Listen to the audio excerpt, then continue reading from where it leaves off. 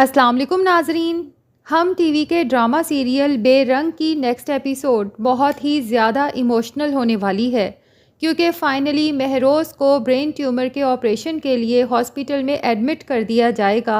अब हॉस्पिटल जाने से पहले महरोज़ के पास सिर्फ 2 दिन बचे हैं।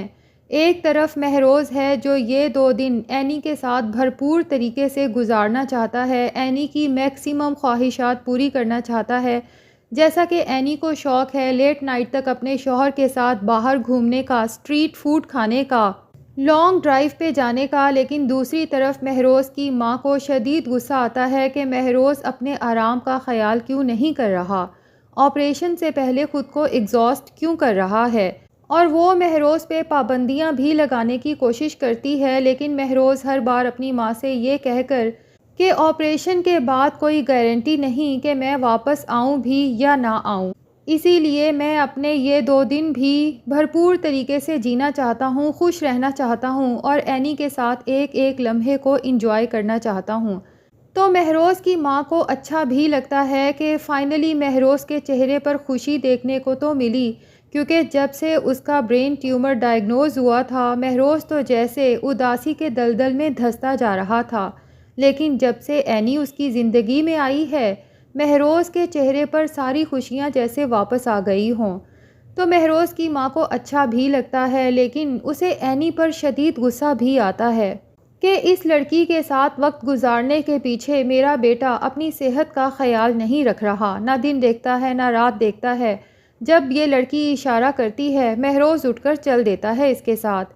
हालांकि वो ये नहीं जानती कि एनी तो महरोज़ को बारहा मना करती है कि आप अपनी सेहत का ख्याल रखें, घर पे रहें, लेकिन ये महरोज़ ही है जिसे दिल में ये यकीन बैठ चुका है कि ऑपरेशन के बाद मैं ज़िंदा वापस नहीं आऊँगा। इसीलिए वो एनी को जाने से पहले उसके हिस्से की जितनी खुशियाँ हो सकता है देना चाहता है।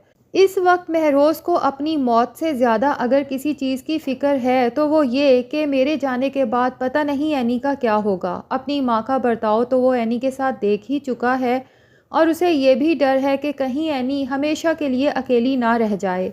जिस तरह से वो मुझसे मोहब्बत करती है, पता नहीं मेरे जाने के बाद वो ज़िंदगी में किसी और को अपना भी सके या ना अपना सके।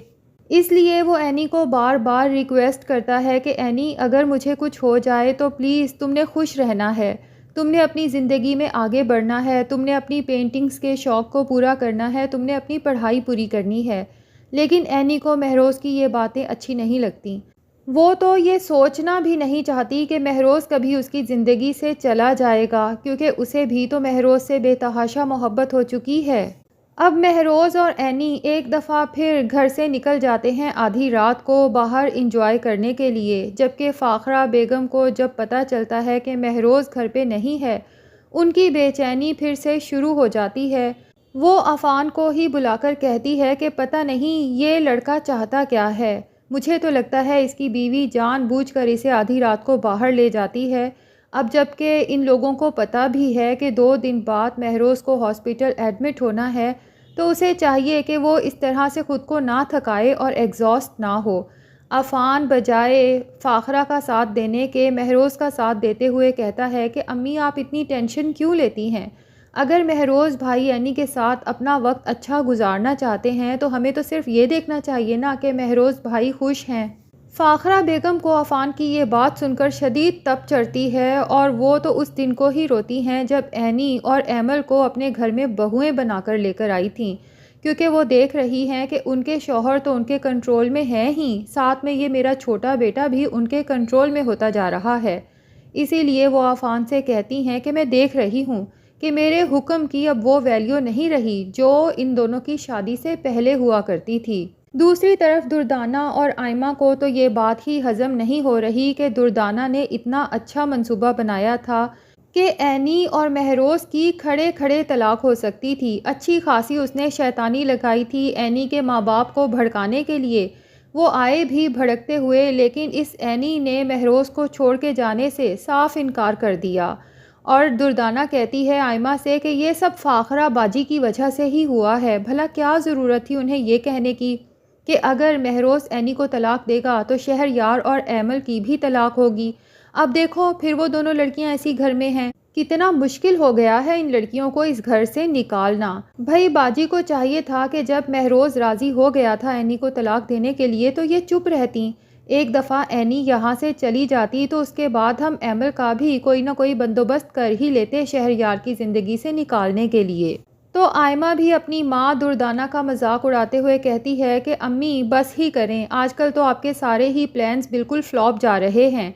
अगर आप इतनी ही अच्छी प्लानर होती ना तो शहरयार कभी भी एमल से शादी ना करता, बल्कि आज मैं उसकी बीवी होती। अब प्लीज़ आप महरोज़ और एनी, शहरयार और एमल की तलाक से पहले कोई ऐसा प्लान बनाएं कि मेरी और अफ़ान की शादी हो सके।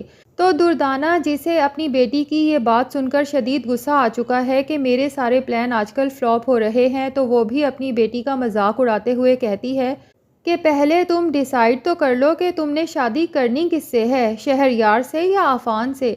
तो आयमा कहती है शहरयार की तो अब शादी हो चुकी है और मुझे नहीं लगता कि वो कभी भी एमल को अपनी ज़िंदगी से निकालेगा। इसलिए प्लीज़ खाला को किसी तरह से राज़ी करें कि वो अफ़ान पर ज़ोर डाले कि वो मुझसे शादी कर ले, क्योंकि अफ़ान को तो मैंने डोरे डालने की बड़ी कोशिश की है, लेकिन वो तो बहुत ही चालाक लड़का है, मेरी किसी बात में आता ही नहीं।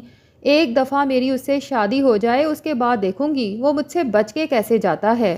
लेकिन नाजरीन, लगता यही है कि आयमा का अफ़ान के साथ शादी का ख्वाब भी महज ख्वाब रह जाएगा, क्योंकि अव्वल तो अफ़ान अपने कॉलेज में किसी को पसंद करता है और दूसरा ये कि लगता यही है कि महरोज़ का ऑपरेशन कामयाब नहीं होगा। या तो वो कोमे में चला जाएगा या फिर हो सकता है कि उसकी डेथ हो जाए और उसके बाद काफ़ी अरसा गुजरने के बाद हो सकता है कि किसी मजबूरी के तहत ही अफ़ान और एनी की शादी करना पड़े। और वैसे भी महरोज़ अपनी तमाम जायदाद एनी के नाम लगाकर जाएगा, जिसके बाद फ़ाखरा बेगम को गुस्सा तो ज़रूर आएगा, लेकिन वो चाहते हुए भी एनी को घर से नहीं निकाल सकेंगी, क्योंकि अगर एनी घर से जाती है तो फ़ाखरा बेगम की आधी जायदाद भी उसके साथ जाती है। और अभी तो जब ये राज खुलेगा कि महरोज़ ने अपनी जायदाद एनी के नाम कर दी है, तो फ़ाखरा बेगम के साथ साथ जिसे सबसे ज़्यादा तकलीफ़ होगी, ज़ाहिर है कि वो दुर्दाना और आयमा हैं, क्योंकि दुर्दाना तो यही चाहती है कि एक दफ़ा बाजी के किसी भी बेटे के साथ मेरी आयमा की शादी हो सके, तो उसके बाद इस घर में अपने कदम जमाना मेरे लिए आसान हो जाएगा, क्योंकि अभी तो उसके ऊपर बहन का एहसान है कि दुर्दाना के पास रहने को कोई ठिकाना नहीं था, तो फ़ाखरा ने अपने घर में उसे और उसकी बेटी को जगह दी। लेकिन अगर उसकी बेटी इस घर की बहू बन जाती है तो बहन का एहसान भी ख़त्म हो जाता है और वो दोनों माँ बेटियाँ पूरे हक़ के साथ इस घर में रह सकती हैं। तो ड्रामा आगे चलकर कुछ इमोशनल और काफ़ी इंटरेस्टिंग होने वाला है। तो नाज़रीन, आपका क्या ख़्याल है, क्या महरोज़ का ऑपरेशन कामयाब हो सकेगा या नहीं? कमेंट सेक्शन में अपनी राय का इजहार ज़रूर करें और अगर हमारे चैनल पे नए हैं तो प्लीज़ चैनल को भी सब्सक्राइब कर लें।